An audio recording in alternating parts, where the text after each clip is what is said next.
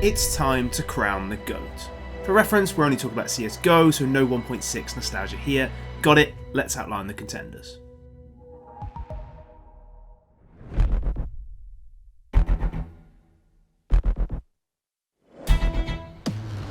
First ever deadly duo in Counter-Strike was NIP's Get Right and Forest, but for the purposes of this, we had to pick one.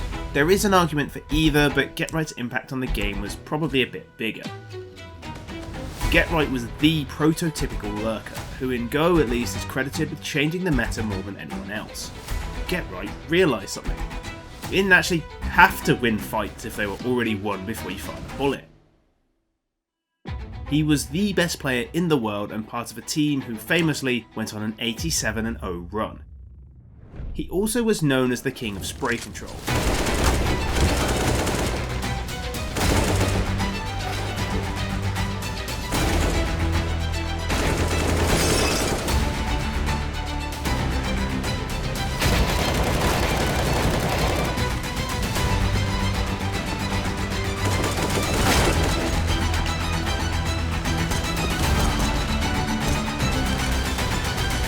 It's hard to say Pete Get Right wouldn't have been good in 2023 because the circumstances would be different, but it does make him hard to have him as the GOAT. His spot at the top was taken quickly by a fellow Swede. Olaf Meister could not go unmentioned in this video. Fnatic were one of the best teams of all time, and their talisman was the destructive Olaf Meister, whose veritable Swiss Army knife of sight-opening tools came equipped with a battering ram for blunt force, a scalpel for precision, and a tech 9 for when everything else failed. Fnatic were notorious for winning by any means, and so much of that came down to Flusher and Olaf's ability to bullshit their way through anything. Olaf was the complete player, a guy who could win eco rounds single-handedly, handle an AK and AWP with equal aptitude, and take over on either side of the map. He honestly goes quite underrated in the GOAT conversation. Even at the end of his career on FaZe, Olaf became a quality role player to another one of the most dangerous teams of all time. The argument against Olaf would likely be that his peak didn't last that long, but what a peak it was.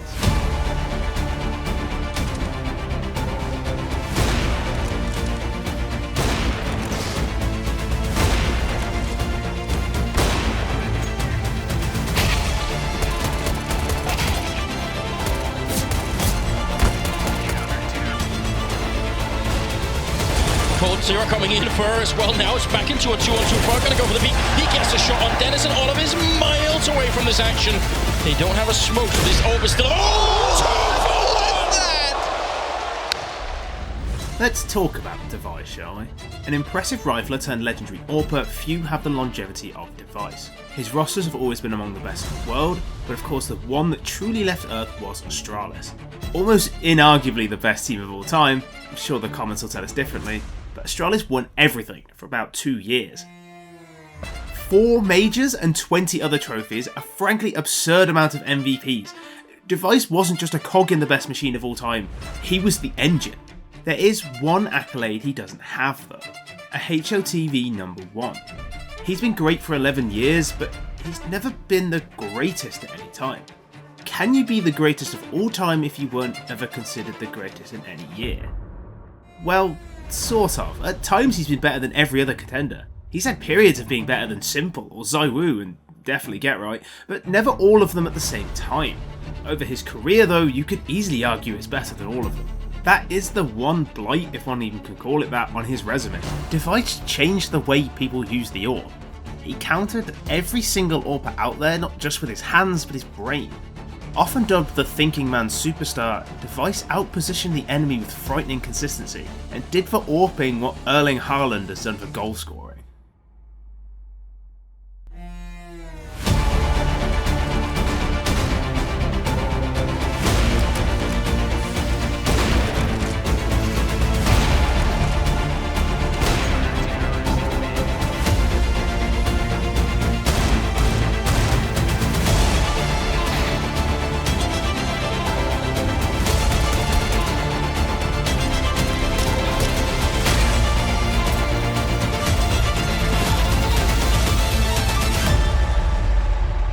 While Device was at the top level for 11 years more or less, the next contender burnt out pretty quickly. be the difference maker here in this round. Dennis is spamming up through the bench, leaving coldzera in a 1-on-4. There's the first. Looking for a second, he connects it. Oh, and he gets a third as well! Surely he's not going to pull this one! Oh, coldzera! The man, the myth, the beast!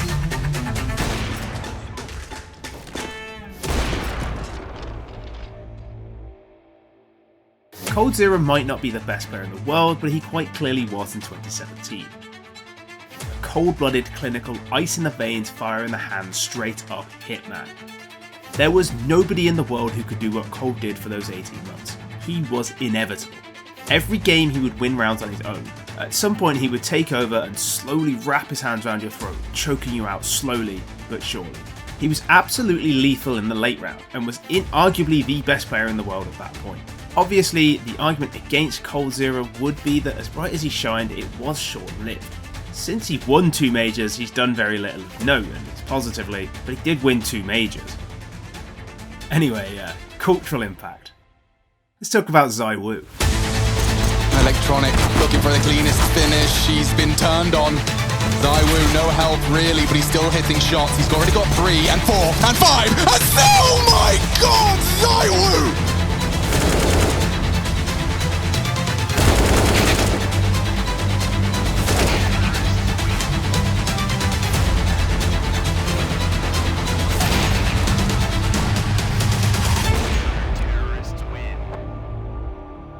ZywOo's genius is as much about what he doesn't do as what he does.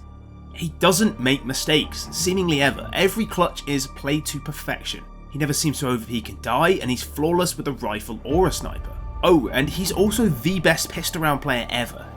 At times, it feels like ZywOo is half man, half Counter-Strike. He was born to play the game, and the game was made to be played by him. The argument against ZywOo would be that he came in too late to have longevity, and he doesn't have the silverware to back up his, frankly, absurd stats. He has something of a reputation as a playoff choker, perhaps wrongly, but that is about it.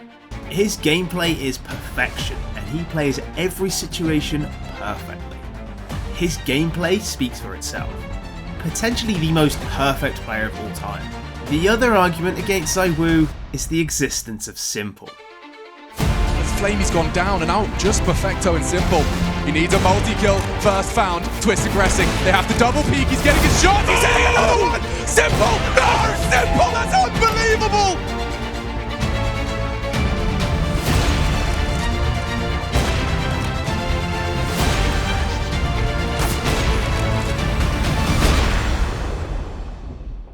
Simple could do whatever the fuck he wants inside the server, and he dares you to try and stop him.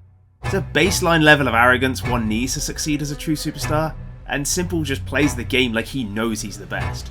Because he is. Nobody else would have jumped out of heaven to try and no-scope Crims. Nobody else goes for the second no-scope either. Simple would because he knows it would hit, somehow. Of course, Simple could do the easy stuff as well. He can play like Device and outposition you. He can play like Kenny S and fight you before you're even in a position. He can combat AWP, he can shotgun, and he can even drag an NA team to a major final with a rifle. The arguments against Simple have always been about him as a teammate. Rumours of toxicity have persisted throughout the years, and he's made a few enemies. He also does only have the 1 major, and perhaps not quite as many trophies as he might have hoped, but his 1 major was absolutely incredible. Well, assuming as we're already talking about the Stockholm major, they say if you come at the king, you best not miss. The moment that is most remembered in that final would be NiKo's miss, but in truth, it belies the real story of that final. NiKo was fucking incredible until then. The only reason G2 were in that map, the only reason they were in the final, NiKo at the peak of his powers was incredible to behold.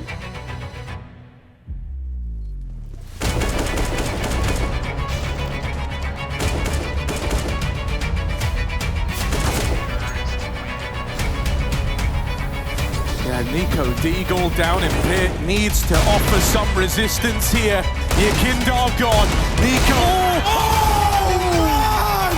The D doesn't betray him this time! And G2 are here to play!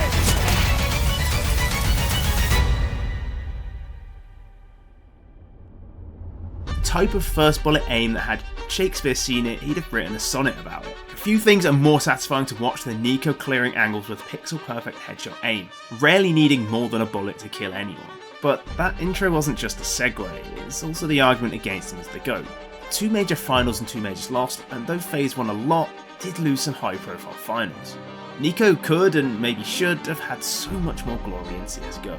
He did pick up trophies in Qatar and Cologne this year and was superb at both right at the end of CSGO, but that will always follow him sadly.